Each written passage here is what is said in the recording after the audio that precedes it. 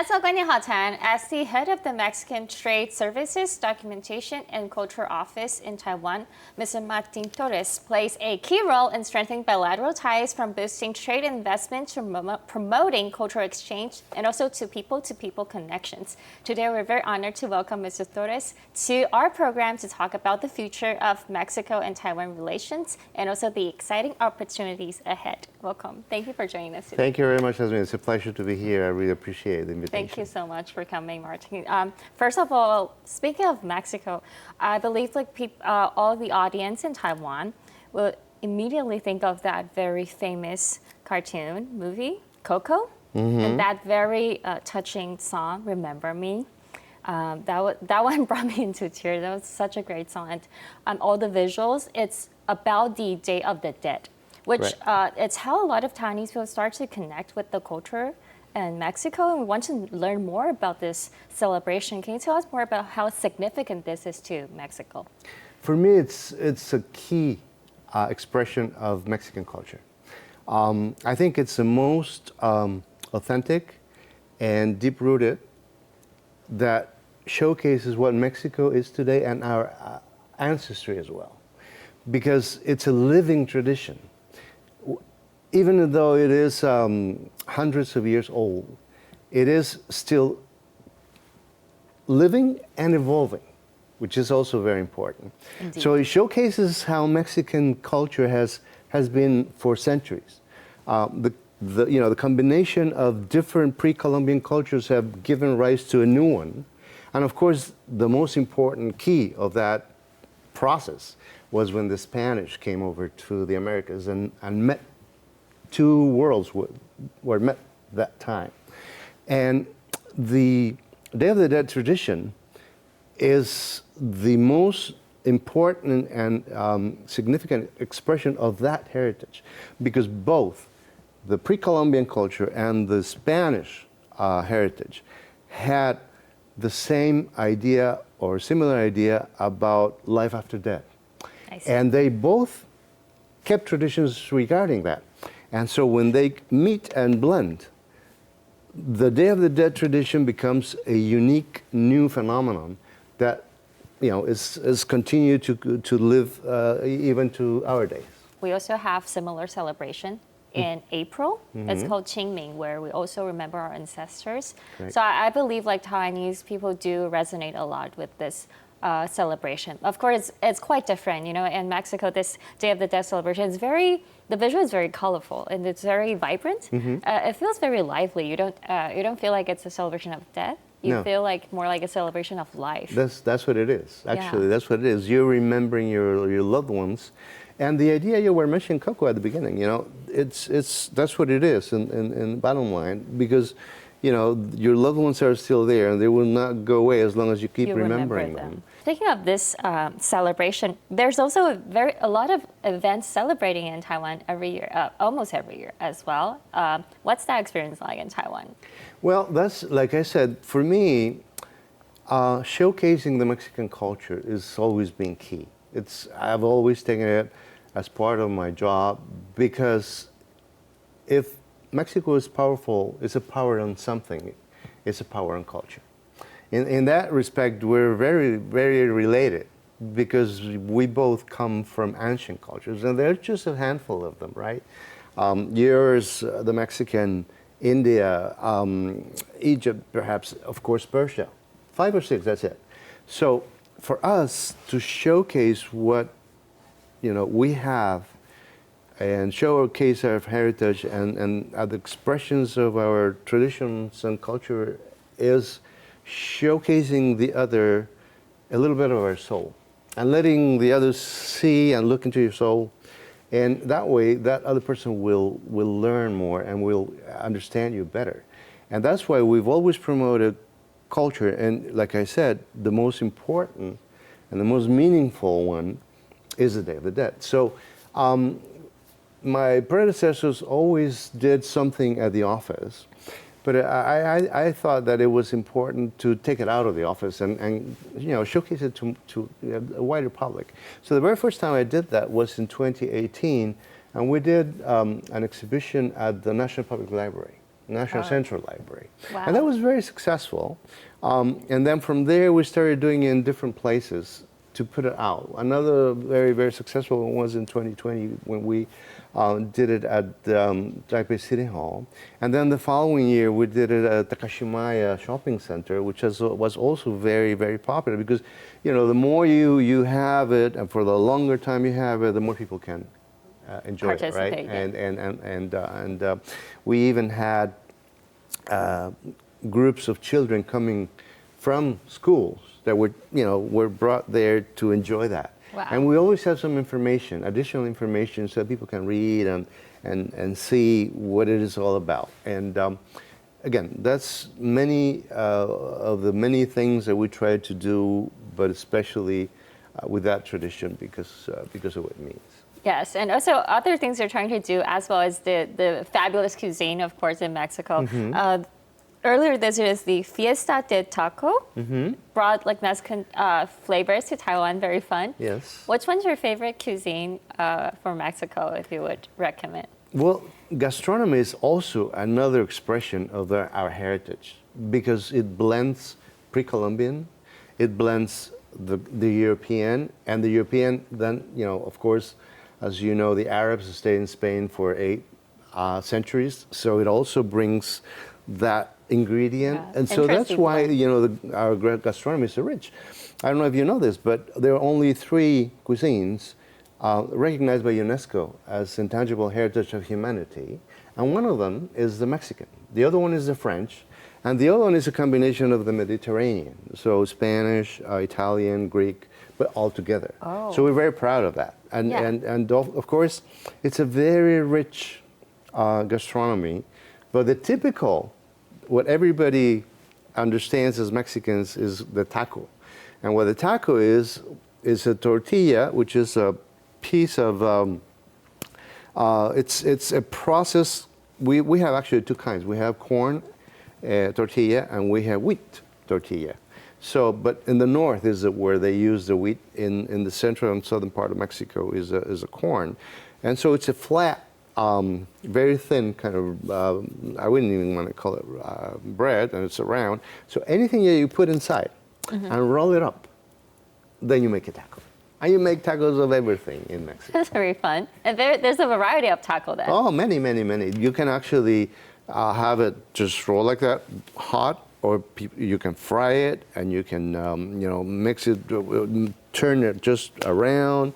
And there are many, many. I mean, you have so many ways to prepare a taco or to use the corn because, again, corn is also a heritage from the pre-Columbian times and is the most important ingredient for Mexican food in the central and southern part of Mexico. As we just mentioned about the celebration and also the cuisine, well, we have to mention that Mexico has been ranked top 5 global destinations to travel to have a fun trip.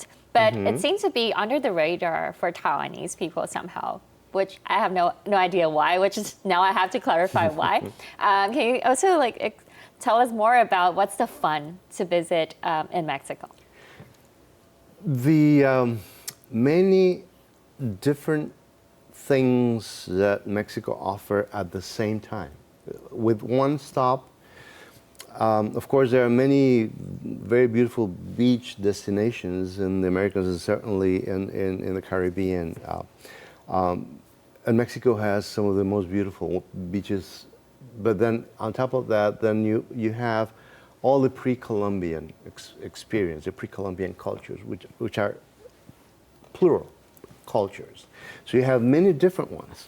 And then you have the whole Spanish heritage, the 300 years of the Spanish state as rulers of Mexico. They built very typical constructions that were part of the tradition back then. So our Baroque is very, very special because Mexico had this tradition of absorbing foreign influences, assimilating them and transforming them into our own.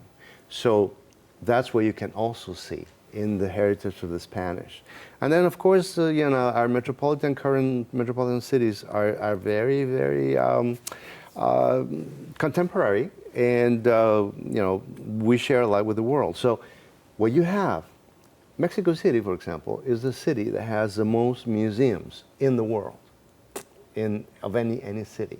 And you have so many different types of museums. So you can get culture, you can get music, which is very rich. We were talking about gastronomy. You get the most fantastic experience of food, and also architecture, and then the different times that Mexico has gone through. So there are very few one single destination where you can get all of that wrapped together. And also regarding the business side, according to the data that we've collected, correct me if I'm wrong, but over 300 Taiwanese companies now operates in Mexico. Correct. So it's mostly in electronics manufacturing. What advantage does the Mexico market can offer in such key trade investment hubs? Well, we've been very, very lucky to have so many important Taiwanese corporations settle in Mexico. They've been there. Many of them, some of the big names like Foxconn, Pegatron, Inventec, there are so many important ones that have been there for 20 years, from the beginning of the century. And the reason is because Mexico is so, number one, well located. I mean, we're neighbors to the largest market in the world and the largest consumer market in the world. We have a very, very easy connectivity in many different ways from Mexico to get to that market. We have very, long tradition of human resources being developed there. So we have very, very good workers of many different kinds that learn very fast. Mm-hmm. And we also have incentives. And then we have the infrastructure for trade. We signed a free trade agreement originally in 1994 that made one market together, U.S., Canada, and Mexico.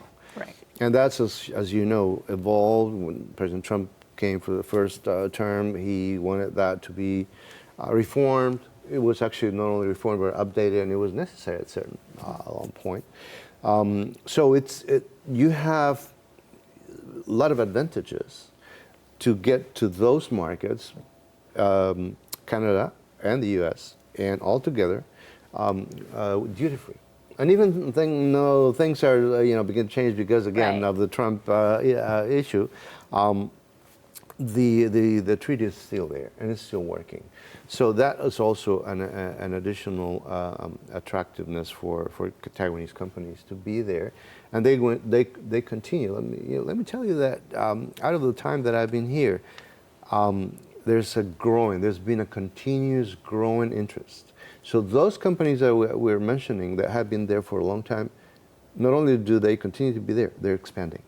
And there are many new ones that are exploring possibilities to get settled in Mexico and start producing in Mexico. So it's an ongoing phenomenon. But you're doing a wonderful job now in the bilateral relationship between Mexico and Taiwan. What are some of the meaningful partnerships or any ongoing current projects that you can share with us? Well, the relationship is being very, very growing as well in all the technological areas.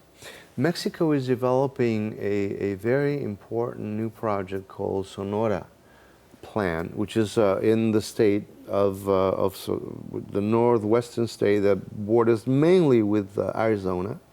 But a little bit on California on the left-hand side, and a little bit of with Texas, but with New Mexico. But the bulk of the border is with Arizona, and it's blessed with many advantages.